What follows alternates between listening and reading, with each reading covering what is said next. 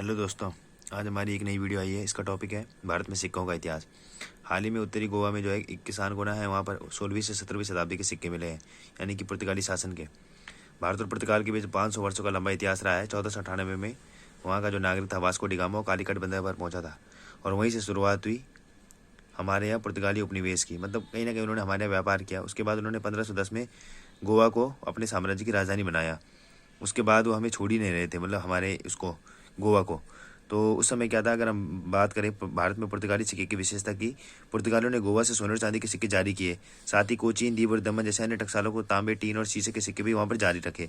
सोने के सिक्कों को कुरुजाडू कहा जाता था, चांदी के सिक्कों को मिया एस्पेरा कहा जाता था, तांबे के सिक्कों को विभिन्न मूल्य वर्गों में विभाजित किया जाता था, जैसे बाजुरो को, लील, तांगा, परदऊ, रियाल। तांबे के सिक्कों पर महल, शेर, मुकुट आदि की आकृतियाँ होती थी।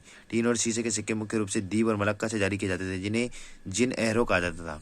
ठीक है, अब हम बात करें गोवा विवाद और स्वतंत्रता की। 1940 में समाजवाद के प्रेरणा डॉक्टर राम मनोहर लोहिया ने गोवा पहुंचकर वहां पर स्वतंत्रता के लिए आवाज़ उठाई। वल्लभ भाई पटेल ने कहीं ना कहीं कोशिश करी कि वे हमारे में शामिल हो जाए, लेकिन वहाँ जो पुर्तगाली सरकार थी उसने कहीं ना कहीं उपनिवेश बना रखा था गोवा को, और वो कहती थी कि गोवा हमारा अभिन्न अंग है।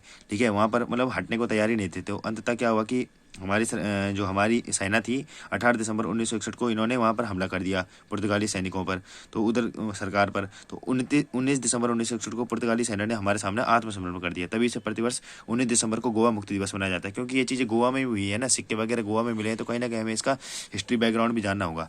अब हमें भारत में सिक्कों का इतिहास जानना होगा। तो पंचमार्क आहत सिक्के चलते थे 7वीं से 6वीं शताब्दी में। ठीक है, इन सिक्कों को उनकी निर्माण तकनीक आधार पर पंचमार्क सिक्के का नाम दिया जाता था।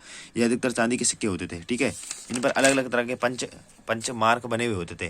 ठीक है, इन्हें सामान्य तौर पर 2 अवधियों में वर्गीकृत किया जाता था। पहली अवधि का श्रेय जनपदों या छोटे स्थानीय राज्यों को दिया जाता था। दूसरी अवधि का श्रेय शाही मौर्य काल को दिया जाता था। दूसरे होते थे राजवंशी सिक्के। ये सिक्के प्राचीन हिंदी, यूनानी, शक पहलुओं और कुषाणों से संबंधित थे।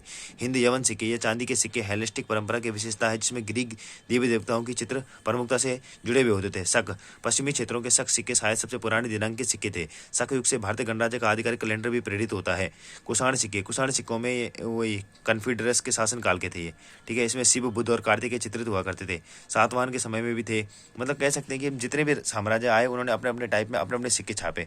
ठीक है, गुप्तकालीन सिक्के, गुप्तकालीन सिक्के 4वीं से 6वीं शताब्दी में हुई कुषाणों की परंपरा का पालन करते हुए इन्होंने भी राजा को अग्रभाग पर दिखाया और देवता को पीछे दिखाया। जैसे कुषाण दिखाते थे, पहले राजा को दिखाते थे, पीछे देवी देवताओं को दिखाते थे। सबसे पुराने गुप्तकालीन सिक्कों का श्रेय समुद्रगुप्त, चंद्रगुप्त द्वितीय और कुमारगुप्त को दिया जाता है। उसके बाद अगर हम बात करें विदेशी सिक्कों की, तो इसमें आए यूरोपीय सिक्के। मद्रास प्रेसिडेंसी में ब्रिटिश ईस्ट इंडिया कंपनी ने 3 स्वामी पैगोडा के रूप में लेबल किए गए सिक्कों को ढाला, जिसमें भगवान बालाजी को श्रीदेवी और भूदेवी के दोनों ओर दिखाया गया। अन्य सिक्कों में प्राचीन भारत का मध्य पूर्व यूरोप के साथ चीन के साथ मजबूत व्यापारिक संबंधों को भी दिखाया गया। दक्षिण भारत में जहां समुद्री व्यापार मामले में संपन्न था, रोमन सिक्के भी अपने मूल रूप में प्रचालित हुए। हालांकि कई बार विदेशी संप्रभुता की घुसपैठ के विरोध में इन्हें प्रचालन में कटौती की गई। अगर हम बात करें अभी की, तो अभी हमारे मतलब हमारे इंडिया में जो है अभी हमारे सिक्के बनते हैं, उसमें टकसाल है, हमारी 4 टकसाल है मुंबई में, हैदराबाद में, कोलकाता में, नोएडा में, जो कि संचालित की जाती है SPMCIL यानी भारतीय प्रतिपूर्ति मुद्रिकरण निगम लिमिटेड द्वारा, जो कि एक प्रकार की मिनी रत्न श्रेणी की कंपनी है और इसका मुख्यालय दिल्ली में स्थित है। और यह 100% से गवर्नमेंट अप्रूव्ड कंपनी है और इसी के थ्रू ये काम करते हैं टकसालें। ठीक है, तो इस प्रकार से हमने सिक्कों के इतिहास के बारे में जाना, गोवा के इतिहास के बारे में जाना, और अभी जो हाल ही में हमारे पास जो सिक्के चल रहे हैं उनके बारे में जाना।